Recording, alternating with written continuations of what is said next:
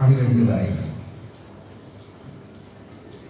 நீதியின் பொருட்டு துன்புறுத்தப்படுவோர் பேர் பெற்றோர், ஏனெனில் விண்ணரசு அவர்களுக்கு உரியது. என் பொருட்டு மக்கள் உங்களை இகழ்ந்து துன்புறுத்தி உங்களை பற்றி இல்லாதவை பொல்லாதவை எல்லாம் சொல்லும்போது நீங்கள் பேறு பெற்றவர்களே, மகிழ்ந்து பேறு வகை கொள்ளுங்கள். ஏனெனில் விண்ணுலகில் உங்களுக்கு கிடைக்கும் கைமாறு மிகுதியாகும். இவ்வாறே உங்களுக்கு முன்னிருந்த இறைவாக்கினர்களையும் அவர்கள் துன்புறுத்தினார்கள். ஆண்டவரின் அருள் வாக்கு.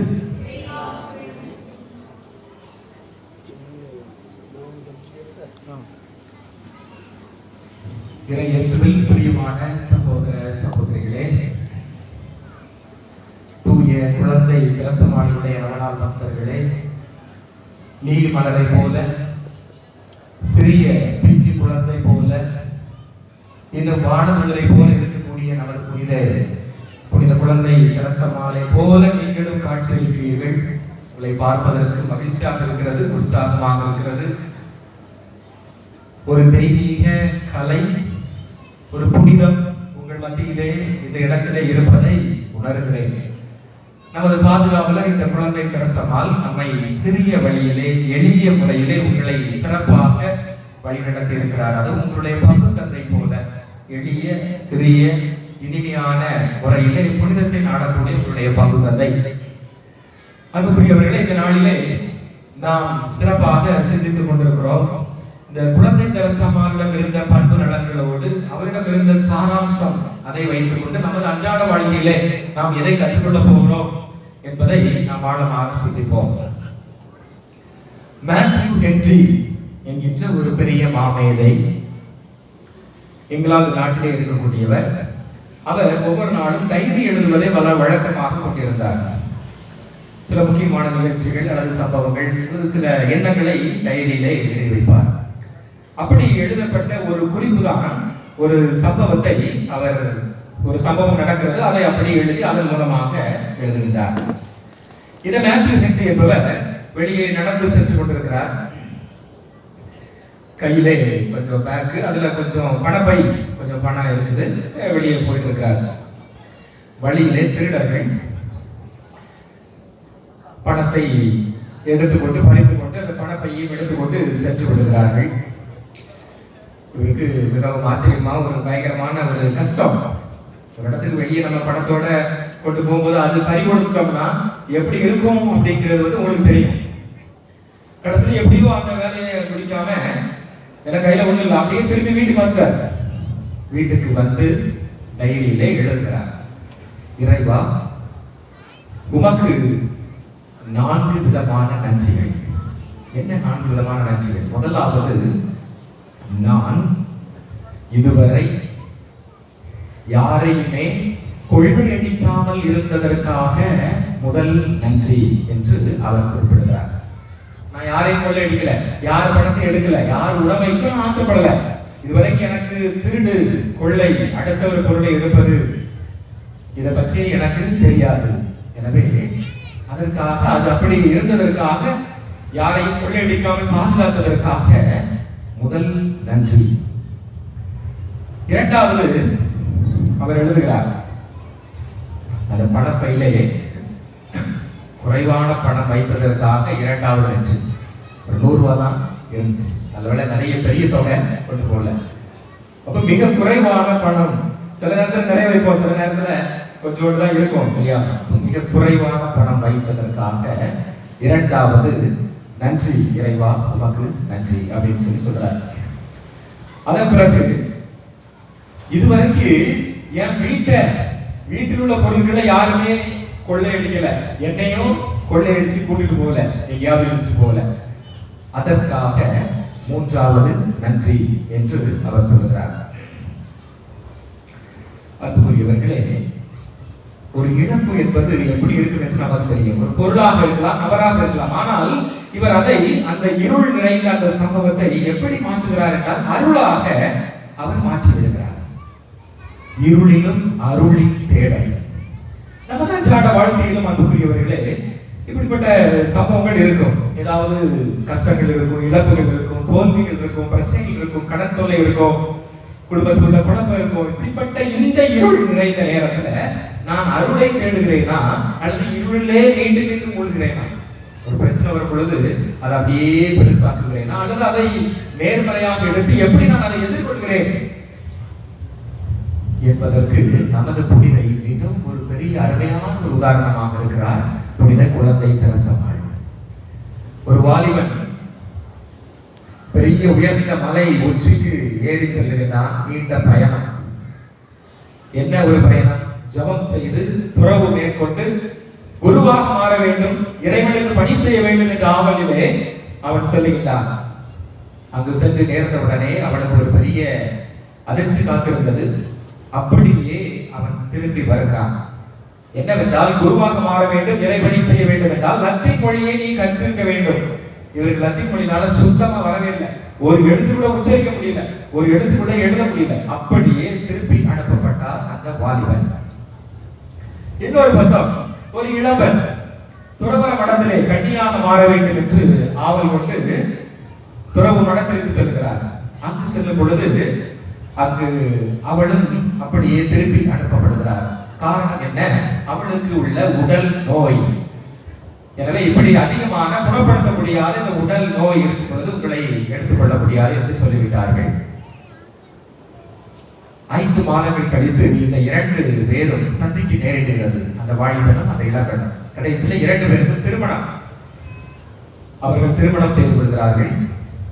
அந்த அவர்கள் இருவருக்கும் பிறந்த குழந்தை தான் குழந்தை தெரசாள். கடைசி பிள்ளை. தாய் தந்தை 2 பேருமே இறைவனை செய்ய வேண்டும், ஆண்டவருக்கு ஊழியம் செய்ய வேண்டும் என்று ஆசைப்பட்டார்கள். ஆனால் அவர்களால் முடியவில்லை. ஆனால் அவருடைய பிள்ளை குழந்தை தெரசாள் ஆசை, அவளுக்கு இந்த வாய்ப்பு இருக்கிறது. கடைசி பிள்ளையாக வந்து அவள் துறவு படத்திலே சேர்ந்து இறைவனுக்கு உகந்தவளாக ஒரு சிறிய காரியத்தை கூட பெரிய மேன்மையாக மாற்றினார். இந்த குழந்தை தெரசாள் இப்படி சிறு வயதிலிருந்தே இருக்கும் பொழுது ஞானத்திலும் அறிவிலும் பக்தியிலும் அதிகமாக வளர்க்கிறார்கள். நன்றாக படிக்கக்கூடியவள். வீட்டிலே நிறைய புத்தகங்கள் இருக்கும். சின்ன வயசுல நிறைய புத்தகங்கள் வாசிப்பார்கள். கதை புத்தகங்கள்ல நல்ல ஆன்மீக காரியங்கள், நல்ல பயன் தரக்கூடிய நூல்களை இந்த குழந்தை தெரசாள் அதன் மீது ஒரு ஆர்வம். புத்தகம் படிப்பதில்லை. இந்த காலத்துல பாருங்க, புத்தகம் படிக்கிறதே இல்ல, அந்த ஆர்வம் இல்ல, நிறைய அது குறைந்து போச்சு. இன்னைக்கு எல்லாமே செல்போன் அலைபேசியிலே வந்துச்சு. அதனால அது தேவையில்லை அப்படிங்கிற மாதிரி மாறி. அப்ப அதிலே அதிகமான நாட்டம். அதே போல பள்ளியிலும் கல்வியிலே உயர்ந்த மதிப்பெண் எடுக்கக்கூடியவளாக இருந்தாள். நல்ல ஒரு தேர்ச்சி பெறக்கூடிய நல்ல ஒரு மாணவியாக இருந்தாள். இப்படி இருக்கும் பொழுது இந்த மற்ற சக தோழிகளுக்கு பொறாமை வருகிறது இவள் மீது. இவளை எப்படியாவது கெடுக்க வேண்டும், இவள் நல்ல பேர் எடுத்துக் கொண்டிருக்கிறார், நன்றாக படிக்கிறாள் என்று அவருக்கு இடையூறு செய்வது, அவருடைய புத்தகத்தை ஒழித்து வைப்பது, இப்படி போன்ற அடுத்து படித்துக் கொண்டிருக்கும் பொழுது தொந்தரவு செய்வது, வேற ஆசைகளை காட்டுவது, அவளே போகும் விளையாட போகும் அப்படிங்கிற மாதிரி. அப்ப அப்படிப்பட்ட ஒரு தொந்தரவுகள் இடையூறுகளை கொடுத்து பார்த்தார்கள். ஆனாலும் கூட அது நிற்கவில்லை. அப்ப இந்த தொந்தரவுகளை, இந்த இடையூறுகளை, இந்த கஷ்டங்களை இந்த குழந்தை தெரசாள் எப்படி எடுத்துக்கொண்டாள் என்றால் ஒருத்தல் முயற்சியாக எடுத்துக்கொண்டாள். ஆண்டவருக்காக. நமக்கு பார்க்கலாம், சில நேரங்கள்ல மற்றவங்க நமக்கு இடையூறு கொடுக்கும் பொழுது, நமக்கு மற்றவங்க நம்ம காயப்படுத்தும் பொழுது நாம திரும்பி காயப்படுத்தணும்னு நினைக்கிறோம். திரும்பி நாம அதை விட டபுளா செய்யணும்னு நாம நினைக்கிறோம். இல்லைன்னா இப்ப மூஞ்சிலே முடிக்க கூடாது அப்படின்னு சொல்லி நாம நினைக்கிறோம். ஆனா இந்த குழந்தை தெரசாள் போல மற்றவங்க நம்மளை காயப்படுத்தும் போது, மற்றவங்க நம்மளை கஷ்டப்படுத்தும் பொழுது நாம அதை ஆண்டவருக்கு அதை ஒப்பு கொடுக்கிறோமா? அதை ஒரு ஒருத்தலாக, அதை ஒரு பரித்தியாகமாக, ஒரு ஒருத்தல் முயற்சி, அப்படி நாம் இந்த பிள்ளைகளிடமிருந்து கற்றுக்கொள்ள வேண்டும். அப்படி எடுத்து பாருங்கள், மிகவும் ஒரு சிறப்பானதாக இருக்கும். அப்படி அவள் ஒப்பு கொடுப்பாள். அதே போல அவள் மற்ற சக தோழிகளோடு விளையாடுவார்கள். விளையாடும் போது வேண்டுமென்றே இந்த குழந்தை தெரசாள் சின்ன பிள்ளை நீ தப்பா விளையாடுற அப்படின்னு சொல்லி மற்றவங்க அப்படி காயப்படுத்துவாங்க. அப்போ அவள் அதையெல்லாம் பொருட்படுத்தாமல் எல்லாவற்றையும் ஆண்டவருக்காக ஒருத்தல் முயற்சி என்று ஆண்டவருக்காக அவர் ஒப்பு கொடுத்து விட்டார். அப்படி இன்னும் பல நேரங்கள்ல சக தோழிகளிடமிருந்து வரக்கூடிய நெருடல்கள், பிரச்சனைகளை ஒருத்தல் முயற்சியாக ஆண்டவருக்கு அவர் கொடுத்து விட்டார். அடுத்து இவள் மடத்திலே சேர வேண்டும் என்ற ஆவல் தந்தையிடம் சொல்லுகிறாள். தந்தைக்கு விருப்பமில்லை. ஆனால் மீண்டும் மீண்டும் தந்தையை தொந்தரவு செய்கிறாள். தந்தை கடைசியிலே அந்த பாப்பரசரிடம் கூட்டி சென்று அனுமதி கேட்கிறாள். அப்பொழுது அவர் சொல்லுகிறார், இறைவனுக்கு திருவிழமானால் நீ ஆகலாம் என்று சொல்லி அனுப்பிவிட்டார். மீண்டும் இரண்டாவது முறை அந்த பாப்பரசரை ஆயரை சென்று சந்தித்து கடைசியிலே இவளுக்கு இறை அழைத்தல் என்று விதைக்கப்படுகிறது. துறவு மடத்திலே சேருவதற்கான கடிதம் வருகிறது. மிகவும் ஆச்சரியத்தோடு அந்த கடிதத்தை படிக்கிறாள். என்னை நான் சேர்ந்து விட்டேன், என்னுடைய ஆவல் இதுதான் என்று. எனவே அங்கு சற்று மடத்திலே அவள் பயணிக்கின்றார். மடத்திலும் கூட மற்ற சிறு சிறு சகோதரிகளிடமிருந்து மற்ற சகோதரிடமிருந்து நிறைய இடையூறுகள், நிறைய தொந்தரவுகள் வருவதை பார்க்கின்றாள். குறிப்பாக சிறிய சிறிய காரியங்கள், அந்த அறைகளை சுத்தம் செய்யும் பொழுது, தூய்மை செய்யும் பொழுது மற்றவர்கள் வேண்டுமென்றே நீ சரியாக தூய்மை செய்யவில்லை என்று தலைமை சகோதரி இவள் மீது குற்றம் சாட்டுவாள்.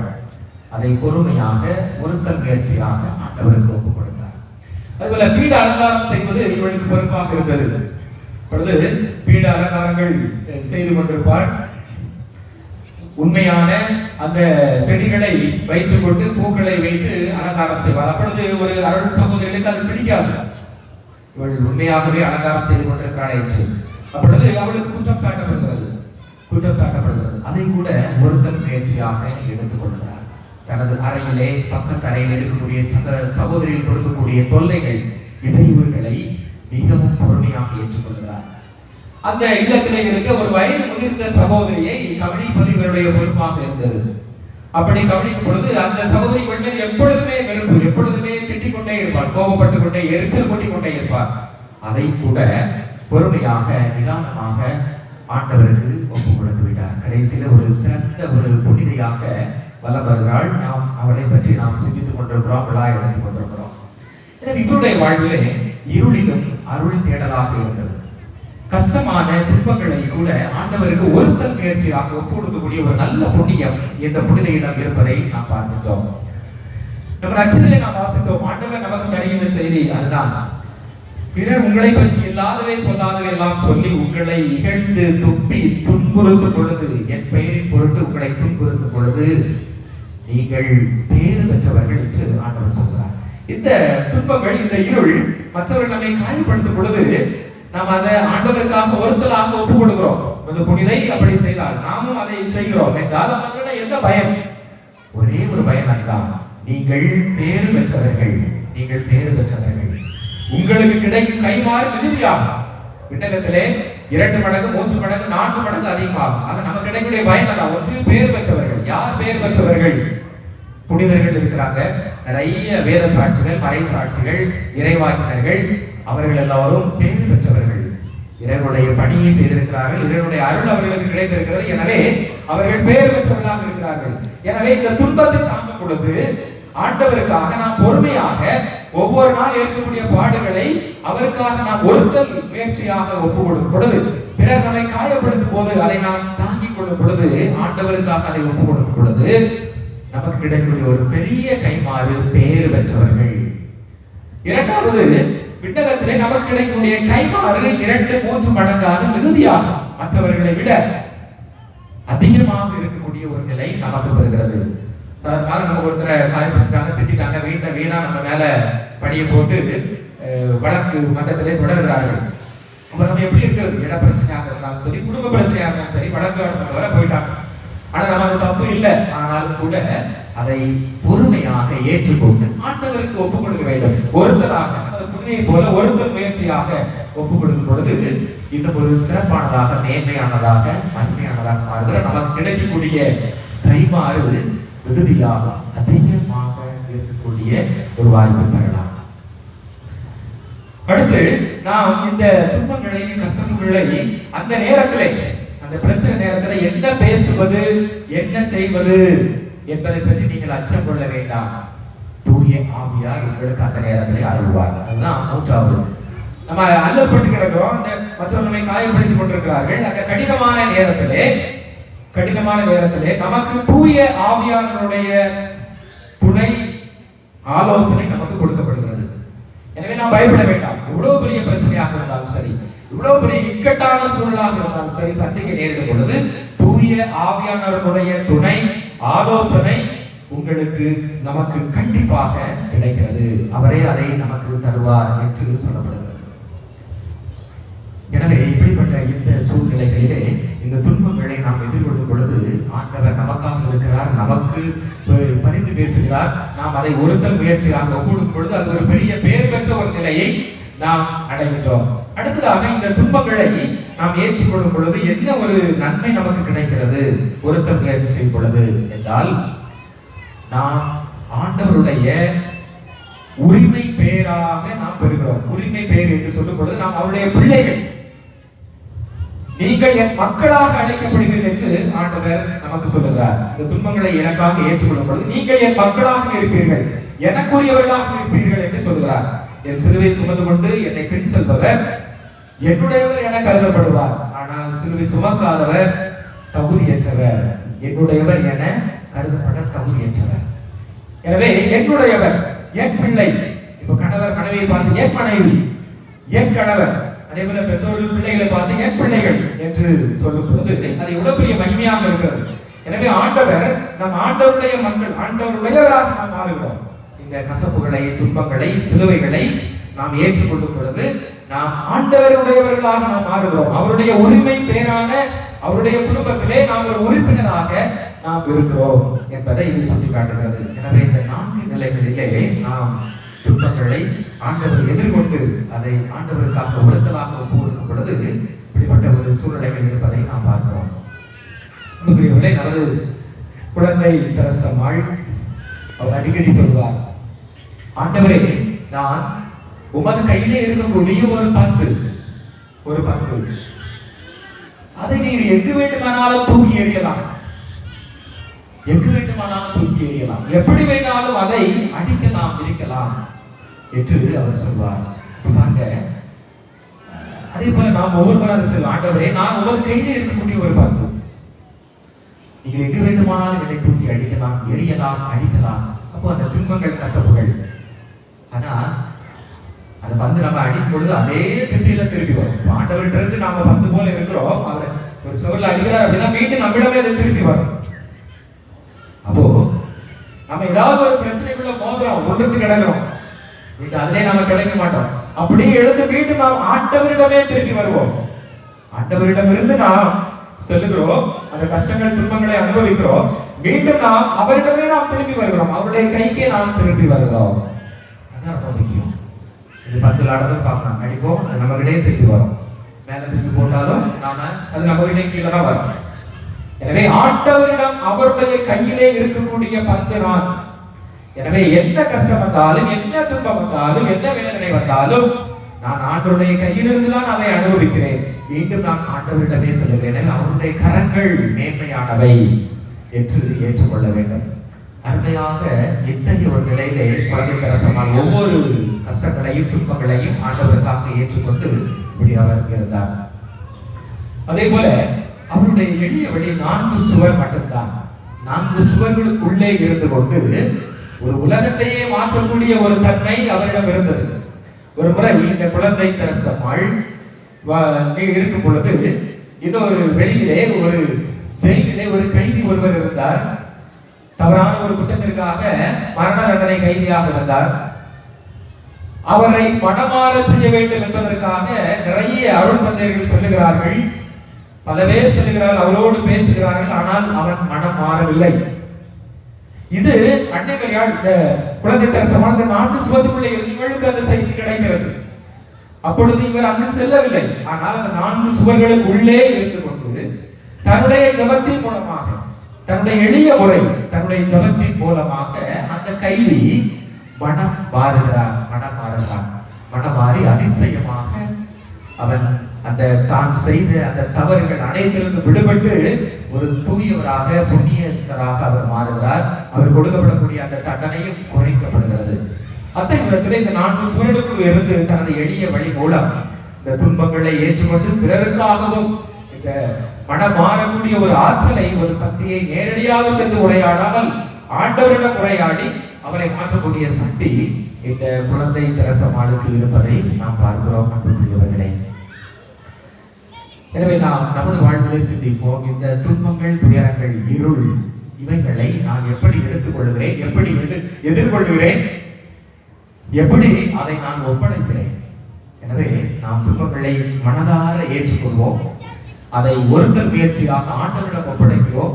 அதன் மூலம் நமக்கு நிறைய கைமாறுகள் ஆண்டவரிடத்திலே கிடைக்கிறது. மக்கள் மத்தியில் நமக்கு கிடைக்காமல் போகலாம், ஆனால் ஆண்டவரிடத்திலே அதிகமான பலன்கள், பேர் பலன்கள் கிடைப்பதை நாம் பார்க்கிறோம். இந்த குழந்தை பிரசவாள் கடைசி பிள்ளையாக இருந்தாலும் நேர்மையான ஒரு பிள்ளையாக, நல்ல ஒரு பிள்ளையாக இருந்தாள். நம் எல்லோரையும் அரவணைக்கின்ற ஒரு தாய் போல இந்த குழந்தை பிரசவாள் நமக்கு இருக்கின்றார், நமக்காக பரிந்து பேசுகின்றார். குழந்தை பிரசவாள் எவ்வளவு பெரிய ஒரு புனிதராக இருந்தாலும் ஒரு குறிப்பிட்ட நபர்களை அன்பு செய்து மற்றவர்களை அன்பு செய்யாமல் விடுவதில்லை. நமது குழந்தை தரசமாள் எல்லோரையும் ஏற்றுக்கொண்டு எல்லோரும் அன்பு செய்யக்கூடியவளாக இருக்கிறார். ஒரு தாய்மையுடைய ஒரு ஊற்றாக அவள் இருக்கிறார். நாம் எடுத்துக்கொள்வோம், நமது அன்றாட வாழ்விலே இன்றைய காலகட்டங்களிலே பார்க்கும் பொழுது ஒரு தாய் ஒரு குழந்தையை எப்படி ஏற்றுக்கொள்ள வேண்டும், எப்படி அரவணைக்க வேண்டும், எப்படி அதை அணுக வேண்டும், எப்படி அணுக வேண்டும். ஒரு தாய்க்கு முதலிலே குழந்தை பிறக்கிறது, அதை அன்போடு ஏற்றுக்கொள்கிறாள் தாய், தந்தை. குறிப்பாக தாய், ஏனெனில் முதல் பிள்ளை மிகவும் மகிழ்ச்சி, மிகவும் சந்தோஷத்தோடு, உரிமையோடு ஏற்றுக்கொள்கிறார் அந்த குழந்தையை. அந்த குழந்தைக்கு அங்கீகாரம் கொடுக்கிறாள். அந்த குழந்தை மனப்பக்குவமாக வளர்கிறது, நன்றாக வளர்கிறது, எல்லா விதமான வளங்களையும் பெற்று வருகிறது. மூத்த பிள்ளை எப்பொழுதுமே குடும்பத்திலே தலைச்ச பிள்ளை, எல்லோராலும் ஏற்றுக்கொள்ளக்கூடிய, தாயால் ஏற்றுக்கொள்ளக்கூடிய குழந்தை, எல்லோராலும் ஏற்றுக்கொள்ளக்கூடிய குழந்தை, எல்லோராலும் அன்பு செய்த குழந்தை. அது ஒரு நிறைவான, ஒரு முழுமையான ஒரு குழந்தையாக இருக்கிறது. இரண்டாவது குழந்தை தாய்க்கு பிறக்க ஆரம்பிக்கிறது. அப்பொழுது ஆனால் அந்த தாய்க்கு விருப்பமில்லை என்று வைத்துக் கொள்வோம். தாய்க்கு விருப்பமில்லை, சந்தர்ப்ப சூழ்நிலை சரியில்லை, உடல்நிலை அதை தாங்கக்கூடிய ஒரு விதத்துல இல்லை. இப்போதான் குழந்தை பெற்றெடுத்தோம் திரும்பியுமா அப்படின்னு சொல்லி, அடுத்து மனப்பக்குவம் இல்லை, அந்த குழந்தை நான் பெற்றெடுத்துருவானா அப்படிங்கிற மாதிரி ஒரு மனப்பக்குவம் இல்லை. அந்த மாதிரி தயார் நிலையிலே இல்லாத நேரத்திலே இந்த குழந்தை தாய்க்கு கரு உருவாகும் பொழுது அந்த தாயிடம் இருக்கக்கூடிய மனநிலைகள் அனைத்துமே இந்த குழந்தைக்குள் ஊடுருவுகிறது. அந்த தாய் அந்த குழந்தையை ஏற்றுக்கொள்வதில்லை. ஒருவேளை இரண்டாம் குழந்தையா இருக்கு, இரண்டாவது ஏற்றுக்கொள்ளலாம், மூணாம் குழந்தை அப்படின்னா 4 இல்ல கடைசியில அப்படியே வரிசையா வந்து கடைசி குழந்தை நேரத்தில் அப்படியே போர் அடிச்சு போயிடும் தாய்க்கு. அப்போ என்ன ஆகும், அந்த தாய்க்கு ஒரு விதமான ஒரு வெறுப்பு உருவாகும், ஒரு டிப்ரெஷன், ஒரு மன அழுத்தம் வரும். குழந்தைகளை இது பண்ணி கஷ்டப்படுத்தணும், பார்க்கணும், 24 மணி நேரம் தூக்கம் இல்லாம, அப்ப அந்த ஒரு தயார் நிலையில இல்லாம அந்த விரும்பத்தகாத நேரத்திலே அந்த கரு உருவாக்கும் போது அந்த தாய் அந்த குழந்தையை ஏற்றுக்கொள்ளவில்லை, ஏற்றுக்கொள்ளக்கூடிய நிலையில் இல்லை. அந்த குழந்தையை வெறுக்கக்கூடிய ஒரு நிலை இருக்கிறது. சரி, ஏதோ வந்துட்டு நாம பெற்றெடுக்க வேண்டும் என்ற ஒரு நிலை உருவாகுகிறது. உள்ளுக்குள்ளே ஒரு போராட்டம் ஏற்படுகிறது, எப்படி நான் வளர்த்துருவேனா வளர்க்க மாட்டேனா அப்படின்னு சொல்லிட்டு. அப்போ ஒரு போராட்டம், ஒரு குழப்பம், ஒரு விதமான மனச்சஞ்சலம், ஒரு வெறுப்பு அப்போ அது உருவாகிறது. கடைசியில 8 மாதம் 9 மாதம் அந்த கரு அந்த தாயின் வயிற்றில இருக்கும் பொழுது கூட அந்த அத்தனை மாதங்களும் அந்த தாய்க்கும் அந்த குழந்தைக்கும் இடையே ஒரு நல்லுறவு இல்லை. அந்த தாய் கருவில் அதை ஏற்றுக்கொள்ளவில்லை, அதை அங்கீகரிக்கவில்லை, ஒரு வெறுப்பு நிறைந்த உள்ளத்தோடு அதை பார்க்கிறாள். எனவே இப்படி இருக்கும் பொழுது அந்த தாயுடைய உணர்வுகள் குழந்தைக்கு கடத்தப்படுகிறது. 8 மாதத்திற்கு பிறகு 9 மாதத்திற்கு பிறகு தாய் வயிற்றிலிருந்து வெளியே வருகிறது. குழந்தை வெளியே வரும் பொழுது அந்த குழந்தை ஒரு வேண்டப்படாத ஏற்றுக்கொள்ளப்படாத ஒரு உண்மையான அன்பு கிடைக்காத ஒரு பிள்ளையாக மாறுகிறது. அப்படியே மாறி கொஞ்சம் கொஞ்சமாக அது வளர்கிறது. வளர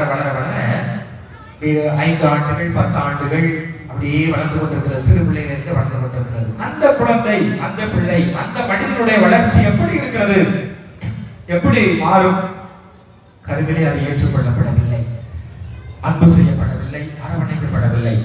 எனவே அது அன்புக்காக ஏங்குகின்ற ஒரு குழந்தையாக மாறும், அன்புக்காக ஏங்குகின்ற ஒரு குழந்தையாக மாறும். யாராவது ஒருத்தர் அவங்க பாராட்டினாங்கன்னா, யாராவது நான் அன்பு செய்யறேன், நீ நான் நல்லா பாத்துக்கிறேன் அப்படின்னாங்கன்னா உடனே அதற்கு அடிமையாகக்கூடிய ஒரு குழந்தையாக மாறுகிறது, அன்புக்கு அடிமையாகக்கூடிய குழந்தையாக மாறுகிறது.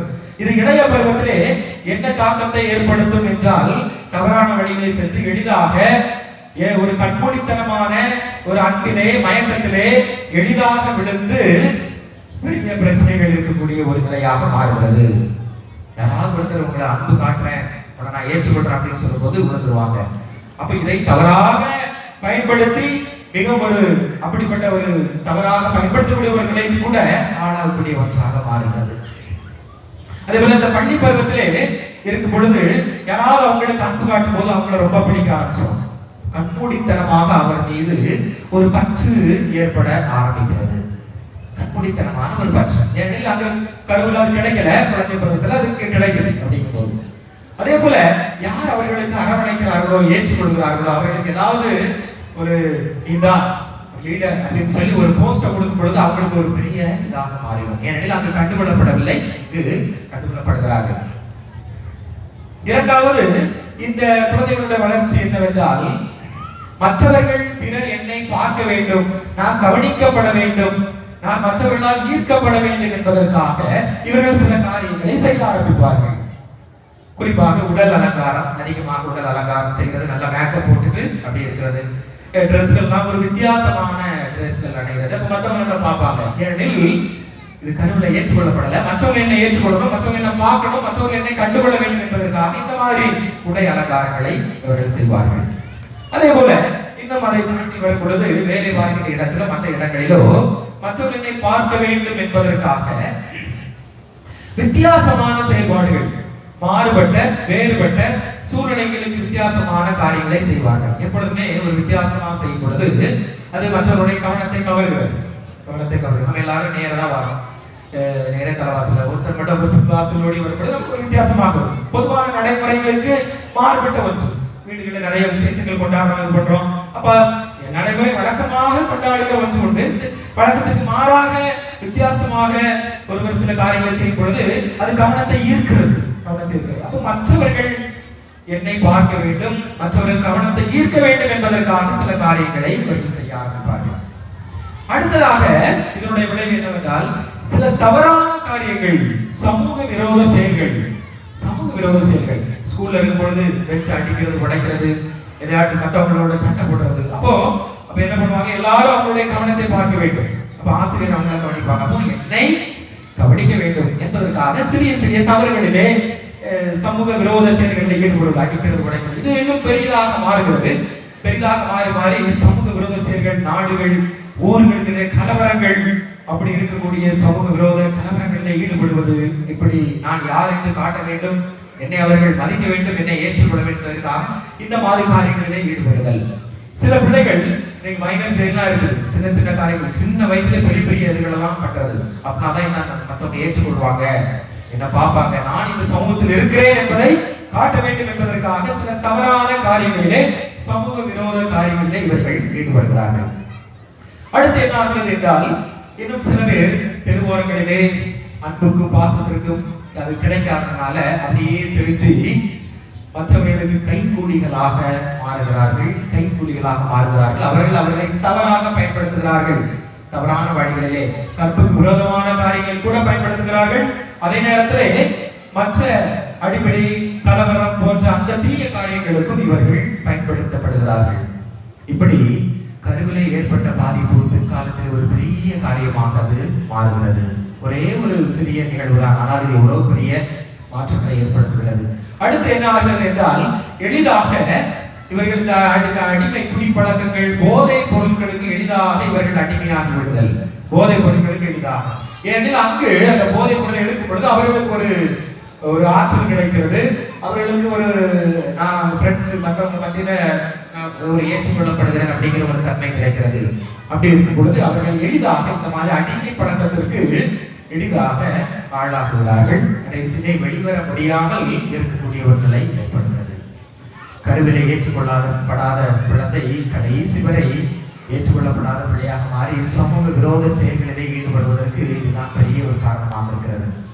எனவே அன்புக்குரியவர்களே, சிறிய சிறிய காரியங்கள் தான் நமது குழந்தை தரிசனால் எல்லோரையும் அரவணைத்தார். அதே போல நாம் எல்லோரையுமே அரவணைக்க வேண்டும்.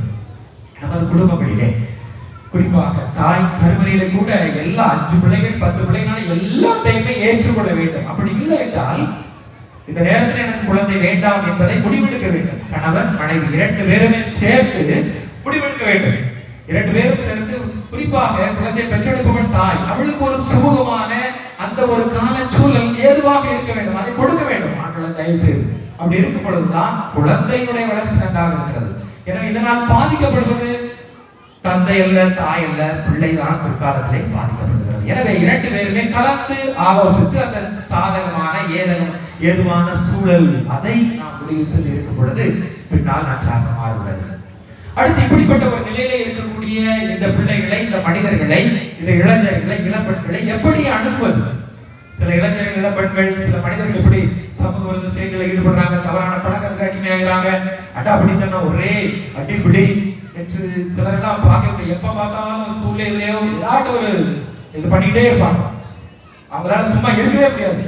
ஏறுறது அப்படியே பண்ணிக்கிட்டே இருப்பாங்க, சும்மா இருக்கு. அந்த மாதிரி சில குணாதிசயங்கள் உள்ளவங்க, இவங்களெல்லாம் நாம என்ன பண்ணணும் அப்படின்னா, நல்ல ஒரு அரவணைப்பு, நல்ல ஒரு அன்பு, அவங்களுக்கு கொடுக்க வேண்டிய ஒரு அங்கீகாரத்தை வீட்டிலேயோ அவங்க இருக்கக்கூடிய இடத்திலேயோ கொடுக்கும் பொழுது, அவர்கள் கிடைக்காததை பதிலீடு செய்யும் பொழுது, பதிலீடு செய்து நாம் கொடுக்கும் பொழுது, அவர்களுக்குள்ள அது எல்லாம் சுமூகமான நல்லுறவுகளாக, நல்ல குணாதிசயங்களாக மாறுவதற்கு ஒரு வாய்ப்பு இருக்கிறது.